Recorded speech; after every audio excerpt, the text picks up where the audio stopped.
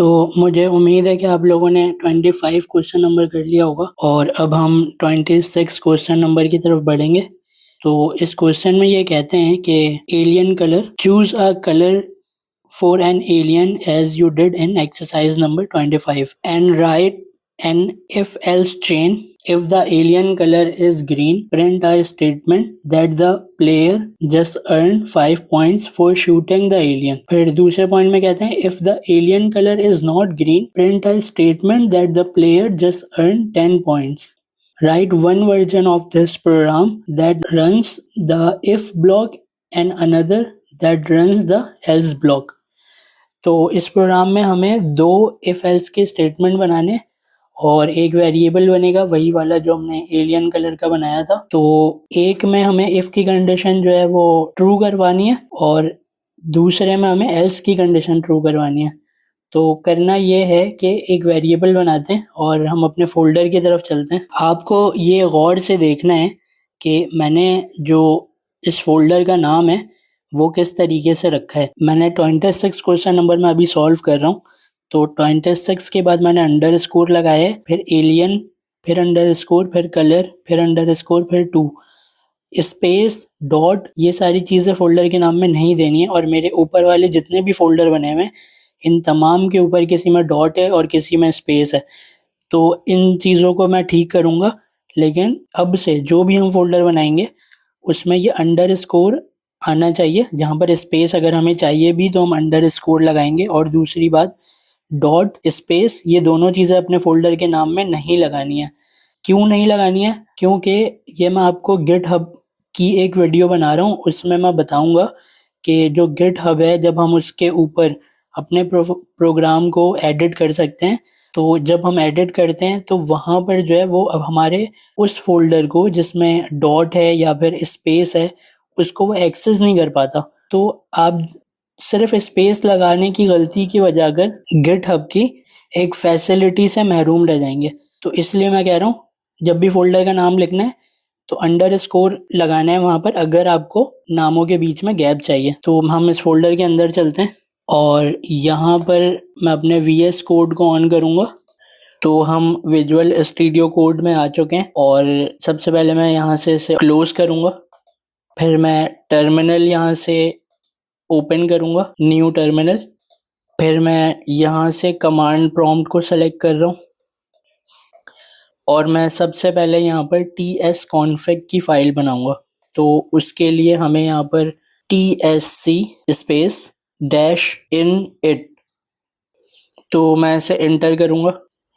तो आप देख सकते हैं यहाँ tsconfig.json की फ़ाइल बनकर आ चुकी है और अब हम package.json की फ़ाइल बनाएंगे। तो उसके लिए मैं यहाँ पर लिखूँगा npm space init space -y। अब मैं इसे एंटर करूँगा। तो आप देख सकते हैं कि package.json की फ़ाइल यहाँ पर बनकर आ चुकी है। तो अब मैं पैकेज लॉक जेसन की फ़ाइल बनाऊँगा और उसके लिए हम यहाँ पर लिखेंगे npm space i space @types/node लिखेंगे और मैं इसे एंटर करूँगा। तो आप देख सकते हैं कि पैकेज लॉक जेसन और नोड मॉड्यूल्स का जो फोल्डर है वो बनकर आ चुका है। अब मैं यहाँ पर गेट इग्नोर की फ़ाइल बनाऊँगा। तो यहाँ पर हम लिखेंगे .get ignore, एंटर। अब हम इस गेट इग्नोर की फाइल में अपने नोड मॉड्यूल्स का जो फोल्डर है उसके नाम को यहाँ से कॉपी करके गेट इग्नोर की फाइल के अंदर मैं पेस्ट कर दूंगा और इसे हम यहाँ से फाइल में जाकर सेव करवा देंगे। और तो मैं अपनी टाइप स्क्रिप्ट की फाइल बना रहा हूँ यहाँ पर और इसका नाम जो है मैं एलियन कलर 2 रख रहा हूँ और ये इस हैश को यहाँ से मिटाकर और स्पेस को मिटाकर मैं अंडरस्कोर दे रहा हूँ और यहाँ पर भी इस स्पेस को मिटाकर अंडरस्कोर दे रहा हूँ और ये जो ए है इसको भी मैं छोटा कर दे रहा हूँ। एलियन अंडरस्कोर कलर अंडरस्कोर 2 और फिर .ts लगाकर मैं इसे टाइप स्क्रिप्ट की फाइल बना दे रहा हूँ।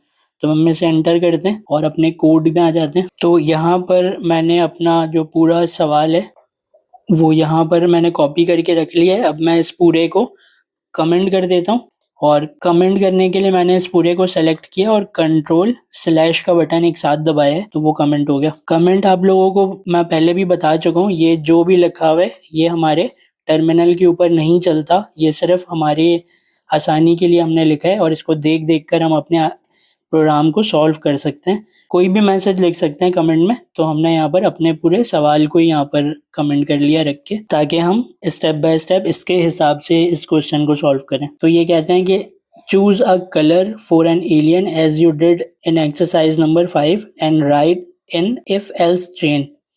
तो उसके लिए मैं एक वेरिएबल बना रहा हूँ, क्योंकि अगर हमें इफ कंडीशन के अंदर एलियन कलर में कंडीशन कोई लगानी है तो हमारे पास वेरिएबल तो होना चाहिए।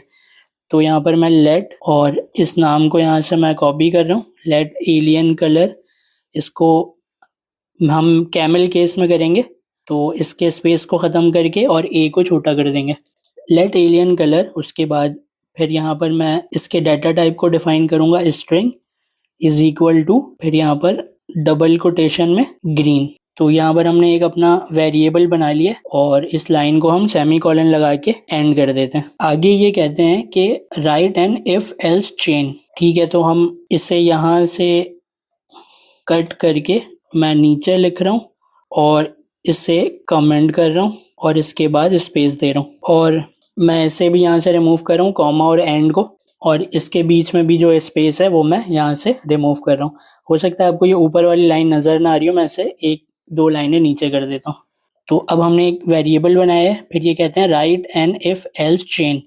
तो अब हम अपनी इफ कंडीशन बना लेते हैं। इफ के लिए हमें लिखना पड़ेगा इफ, फिर हम ब्रैकेट लगाएंगे और एंड में आके हम इसमें कर्ली ब्रेसेस लगाएंगे।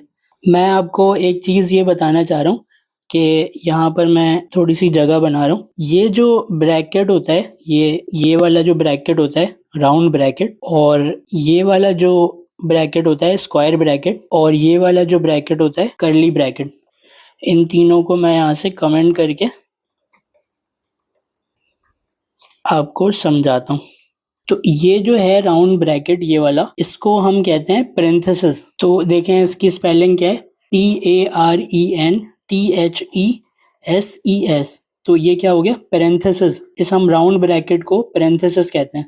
अब ये जो हमारा, इसको मैं एक लाइन का गैप दे देता हूँ, ये जो हमारा स्क्वायर ब्रैकेट है इसको हम कहते हैं स्क्वायर ब्रैकेट। स्क्वायर ब्रैकेट जो हम एरे में भी यूज़ करते हैं, एरे के अपने वैल्यूज़ को इस स्क्वायर ब्रैकेट के अंदर हम रखते हैं। और जो ये लास्ट वाला है इसको हम कहते हैं कर्ली ब्रेसेस, वो जो हम दांतों में लगाते हैं ना ब्रेसेस, तो ये है कर्ली ब्रेसेस। ये इन तीनों के सही नाम है और हमें इन तीनों को उसके ओरिजिनल नाम से बुलाने की आदत बनानी पड़ेगी। तो ये जो पेरेंथेसिस है राउंड ब्रैकेट जो है, और ये जो स्क्वायर ब्रैकेट है वो स्क्वायर ब्रैकेट ही है, और जो ये कर्ली ब्रैकेट है इसको हम कहते हैं curly braces. Parenthesis, square bracket, braces. तो ये आपको समझ में आ गया होगा, इसको मैं यहाँ से रिमूव कर देता हूँ। अच्छा, तो अब हमने अपने इफ एल्स चेन जो है वो बना लिए। अब हम देखते हैं ये नीचे क्या कह रहे हैं। ये कहते हैं कि if the alien colour is green. तो मैं इसे यहाँ से उठा ले रहा हूँ और यहाँ पर लाकर मैं इसे कमेंट कर दे रहा हूँ। तो if the aliens colour is green, तो यहाँ पर मैं एलियन कलर की एक कंडीशन बना रहा हूँ। मैंने इस वेरिएबल का नाम ऊपर से कॉपी करके पेस्ट किया और इसको हम करेंगे बराबर है अगर। यहाँ से मैं इन दोनों डबल कोटेशन के साथ मैं इस पूरे ग्रीन को ऊपर से कॉपी करके यहाँ नीचे पेस्ट कर रहा हूँ। तो एलियन कलर अगर बराबर है ग्रीन के, मैंने 3 इक्वल के निशान यहाँ लगाए, मतलब स्ट्रिक्टली चेक कर रहा हूँ मैं, ऐसे डाटा टाइप भी चेक कर रहा हूँ कि ये ग्रीन जो है अगर एलियन कलर ग्रीन के बराबर है, तो फिर ये कहते हैं print a statement that the player just earn 5 points for shooting the alien. तो हम अपने इस कोड को भी यहाँ से कट करके ऊपर लिख लेते हैं। तो ये कहता है कि इसके अंदर एक हमें बनाना है मैसेज। तो उसके लिए हम लेंगे console.log, डबल आ गए यहाँ पर, इसको मैं ज़रा console.log। तो ये कह रहे हैं कि print a statement that the player just earn 5 point for shooting the alien. तो यहाँ से हम ये चीज़ उठा लेते हैं इस मैसेज को, और इसके अंदर हम डबल कोट लगाते हैं और इसके अंदर इस मैसेज को पेस्ट कर देते हैं। तो हमारा जो यहाँ तक क्वेश्चन है वो तो हमने सॉल्व कर लिया है। कि अगर एलियन कलर ग्रीन के बराबर है, जो कि है ग्रीन के बराबर, तो अंदर वाला जो मैसेज है वो प्रिंट हो जाएगा, player just earn 5 points for shooting the alien, ये प्रिंट हो जाएगा। इस लाइन के एंड में यहाँ पर सेमीकोलन लगा देते हैं।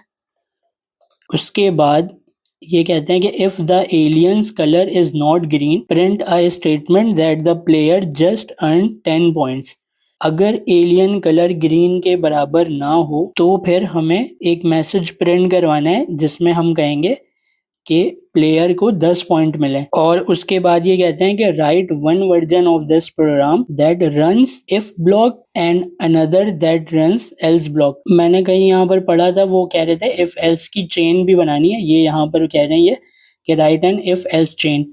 तो इस इफ के नीचे हम एक एल्स लगा देते हैं। इफ और एल्स के बारे में अगर मैं आपको बताऊं तो इफ के पेरेंथेसिस में हम कंडीशन लिखते हैं, कोई भी कंडीशन, अगर वो कंडीशन सही होती है तो उसके करली ब्रेसेस के अंदर जो भी कोड आपने लिखा होगा वो चल जाता है। और एल्स जो होता है, जब आपकी इफ की कंडीशन सही नहीं हो पाती तो एल्स वाला कोड लाजमी चलता है। दोबारा से रिपीट करते हैं, अगर इफ की कंडीशन सही होगी तो इफ के करली ब्रैकेट के अंदर जो कोड हमने लिखा है वो चलेगा, और अगर इफ की कंडीशन गलत होगी तो एल्स वाला कोड लाजमी चलेगा। तो इसके अंदर आकर हम अपना एक मैसेज यहाँ पर लिख लेंगे। मैं console.log ले रहा हूँ,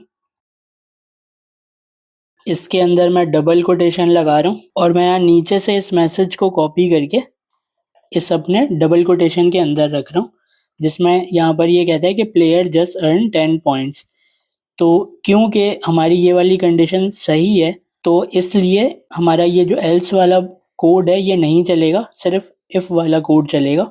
तो हमने इस तरीके से अपनी इफ एल्स चेन बना ली। अब जो है ये हमें नीचे कहते हैं कि इस अपने प्रोग्राम का दूसरा वर्जन भी बनाने जिसमें हमारा एल्स वाला कोड चलेगा। तो मैं सिंपली कुछ भी नहीं करूँगा, मैं बस अपने इस कमेंट को ऊपर लेकर आ रहा हूँ और इसके नीचे मैं ये जो एलियन कलर है, इस एलियन कलर को यहाँ से कॉपी करके नीचे लिखता हूँ और इसके अंदर की जो वैल्यू है वो अभी ग्रीन है, तो इसको हम चेंज कर देंगे और यहाँ पर लिख देंगे येलो।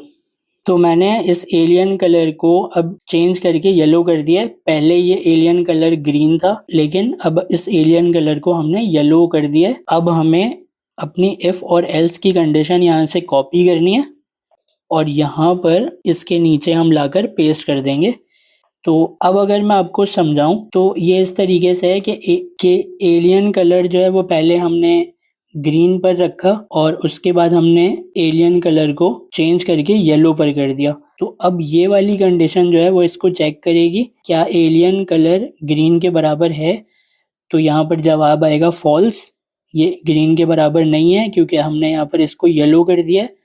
तो ये जो इफ वाला कोड है ये नहीं चलेगा। अब एल्स वाला कोड जो है वो चलेगा जिसमें प्लेयर जस्ट अर्न 10 पॉइंट्स लिखा हुआ आएगा। तो हम अपने इस क्वेश्चन को टर्मिनल में प्रिंट करवाते हैं। तो मैं टर्मिनल ओपन कर रहा हूँ और मैं यहाँ से कमांड प्रॉम्प्ट को सेलेक्ट करके यहाँ पर लिख रहा हूँ TSC एंटर। ये मेरी फाइल जावास्क्रिप्ट में कंपाइल हो गई है। अब मैं यहाँ पर लिखूंगा नोड, मेरी फाइल का नाम और एंटर। तो आप यहाँ देख सकते हैं कि जो पहला रिजल्ट प्रिंट होकर हमारे पास आया है वो हमारे इफ की कंडीशन, पहली वाली इफ की कंडीशन से है player just earn 5 points for shooting the alien, और जो हमारे पास दूसरा रिजल्ट है प्लेयर जस्ट अर्न 10 पॉइंट्स, ये हमारी दूसरी वाली इफ एल्स की कंडीशन से आई है। तो मैं टर्मिनल को बंद कर रहा हूँ। मुझे उम्मीद है आपको ये समझ में आ गया होगा कि इफ की कंडीशन के अंदर अगर हमने ऐसी कंडीशन लिखी जो ट्रू होगी तो इफ के अंदर वाला कोड जो है वो चल जाएगा, अगर कंडीशन ट्रू नहीं होगी तो एल्स वाला कोड लाजमी चलेगा। और नीचे ये इस कोड में हमने अपने एलियन कलर को चेंज कर दिया, येलो कर दिया, तो यहाँ पर इफ की कंडीशन नहीं चली, सिर्फ एल्स की कंडीशन चल गई। तो ये हमारा क्वेश्चन जो है वो सॉल्व हो गया।